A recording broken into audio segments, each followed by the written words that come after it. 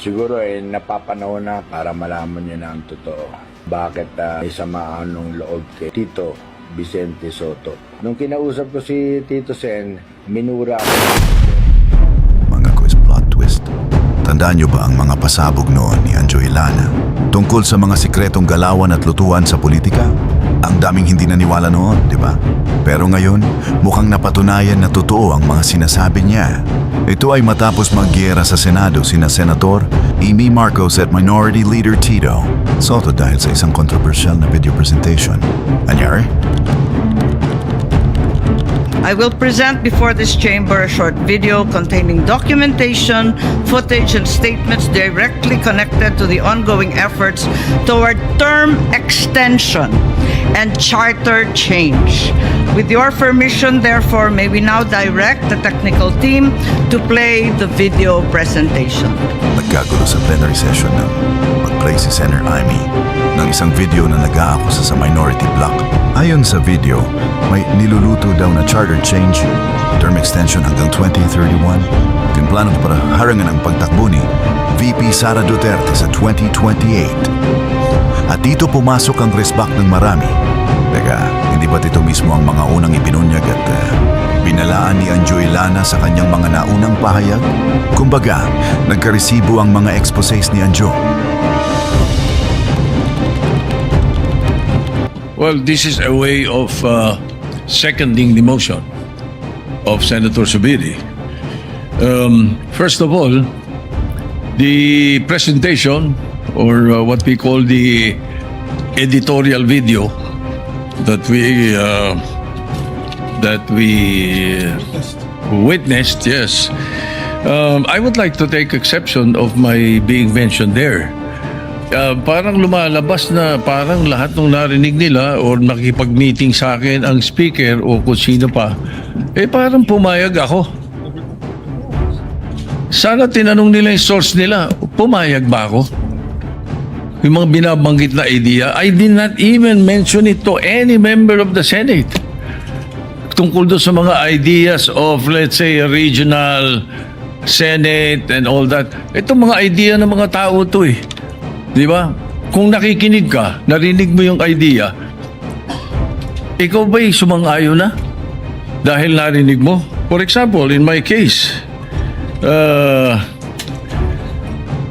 I have never been in favor of charter change. Never. From the day I became a senator up to the present, ang dami namin pinagdaanan dyan. Ang mas gusto ko, CHA. C-H-A, not charter change. Ang kailangan natin, CHA, character change. That is what we need. Kaya kung merong, let's say, may idea ang Speaker of the House, gustong kausapin ng Senate President at sinasabi nila, meron silang mga membro, ganito, idea ganito, nag-idea ganito, ay ibig sabihin ba nun, mali na kagad ako dahil narinig ko? Did I agree? Ang sabi ko pa nga, if you're going to change or amend, not change amend, ang nabanggit ko. If you're going to amend the Constitution, baka ako pumayag sa isang bagay lang, sabi ko. At yun may in jest ko pa sinabi. Sabi ko, ibaba natin ang edad. Bakit sa Amerika, 35 years old ng presidente? Ang senador, 30. Bakit sa atin 40 and 35? Kaya mali pa rin yung sinasabi doon sa isa sa comment sa the distinguished lady na sinasabi, gusto ko raw iakyat into 50 para ma-disqualify doon sa Duterte. That's not true, Mr. President, Madam President. That's impossible. I never said that. Siyempre, hindi ito pinalampas ni Tito Sotto. Galit niyang itinanggi ang paratang at tinawag na fake news at propaganda ang video ni Amy. Hirit pa ni Sotto, hindi charter change ang kailangan ng bansa kundi character change.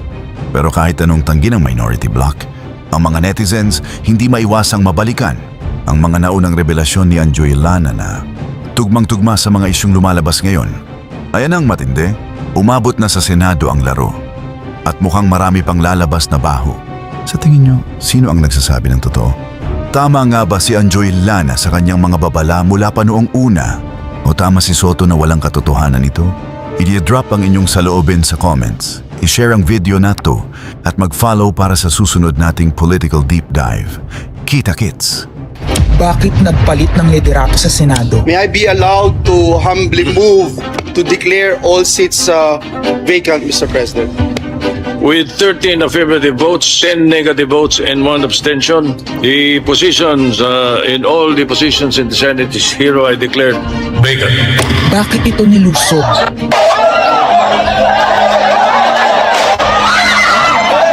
Bakit patuloy ang pananakot? Talagang garapalan, obvious na obvious, iniisa-isa ang majority.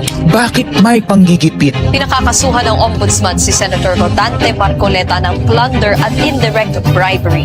Bakit may pambabaluktot ng kwento? Nililito nila ang publiko. Ang kainan ay naganap alas 4 ng hapon. Ang barilan alas 7. Pinagmamalaki nilang may nangangusta. Si Camille Villar ang unang nag-update. Saka sila nagsi-reply. Last convo, 4 p.m.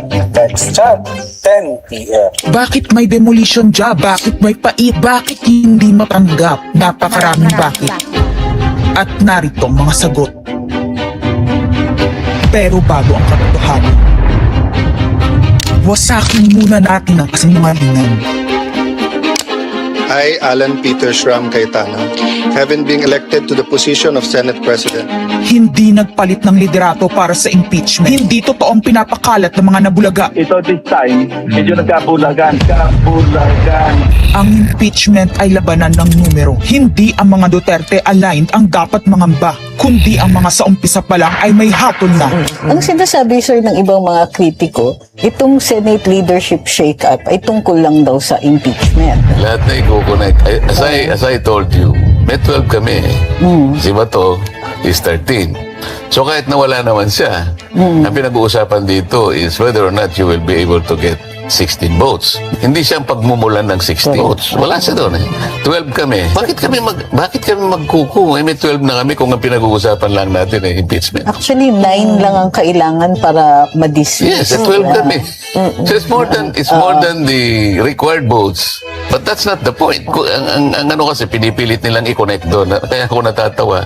Where is the connection there? Gusto pang ipa-inhibit ang mga tinatawag nilang Duterte-aligned senators. Nananawagan pa ng partial kuno at pagiging patas, pero sa publiko, may mga pahayag na hindi makakatakas. While VP Sara is in power, the threat of a full-blown Duterte comeback is still a very real and present danger. Bakit ganito ang desperasyon? Bakit hindi maikubli ang gigil? No. Bakit natataranta ang lahat? Mr. Speaker, I move to endorse to the Senate the resolution setting forth the articles of impeachment. Narito ang pagsisiwala. Noong April 22 sa Soler, nagkita si Tito Soto at House Speaker D para pag-usapan kung ano ang papakialaman sa 1987 Constitution habang nakaupo si Bongbong Marcos. Kasama ni House Speaker D ay si South Cotabato Congressman Ferdinand Hernandez. Kasama ni Soto ay ang dating Senate Secretary na si Mark Mendoza. Konas ang gusto nilang mode ng charter change. Muling sinusulong sa Kamara ang charter change o pag-amyenda sa konstitusyon sa pamamagitan ng Constitutional Convention. Is something big brewing inside the government to claims of a possible no election scenario. Ang pag-aamyenda ng konstitusyon sa pamamagitan ng Constituent Assembly. At para makakuha ng suporta sa Senado at sa Kongreso, ito dapat ang mga nilalaman. Dapat ma-extend ang termino ng mga senador at congressmen na mawawala na sa pwesto by 2028. Ang eleksyon sa bawat senador ay magiging by region. Nagdiskusyon sila kung 2 o 3 senador per region. Kinumpute nila kung mayroong 18 regions, nasa 36 o 54 ang magiging senador. Lumutang din ang usapang para hindi makaporma si Inday Sara sa 2028, gawing 50 years old ang edad ng pwedeng tumakbo. Pero nagpanukala rin si Soto na pwedeng gawing 35 years old para kay Vico Soto. dahil ipagmamayabang niyang kayang talunin ito si Inday Sara. Meron ako idadagdag, maganda, Vicky. Ibaba natin ang edad ng presidente to 35. Magagaling ng bata ngayon eh. Magagaling eh. Ibigay na natin sa mga kabataan na pagpatakbo nitong bansa. Baka puro matino pa mailagay natin. Baka sabihin nila, Senator Soto, this is to siguro allow your nephew, ba, si Vico, na tumakbo. Sabi ko na Maging qualified. sila ng ganun eh. Sabi ko na mag-iisip sila ng ganun. Wala. Hindi ko naisip si Vico rin. Ang impormasyong ito ay mula mismo sa kasama sa meeting. Kasama din nila ay isang congressman, isang gobernador, isang retired military officer, isang dating may mataas na katungkulan, at 5 mula sa private at business sector. Kaya ba binaliwala ang panawagan ng taong bayan? Kaya ba binaliwala ang paalala ng Iglesia ni Cristo? Hindi po nagbabago ang bilin ng Iglesia ni Cristo, Nelson, na ang Iglesia ni Cristo po ay tutol sa impeachment. Kaya ba nagtatapang-tapangan ang mga umaastang bida sa ginagawa nilang tunay na drama?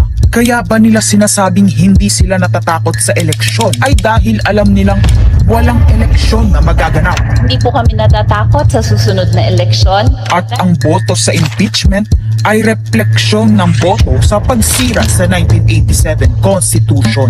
Pabor ang karamihan sa mga pagbabago sa saligang batas, lalo na sa usaping ekonomiya. Ngunit kung papakialaman ng iilan ang konstitusyon para maghari-harian at para sa pansariling kapakinabangan, makapwesto ng matagal o mailuklok ang kamag-anak, humanda kayo sa galit ng bayan. Ang pagpapalit ng liderato sa Senado ay hindi kakaiba.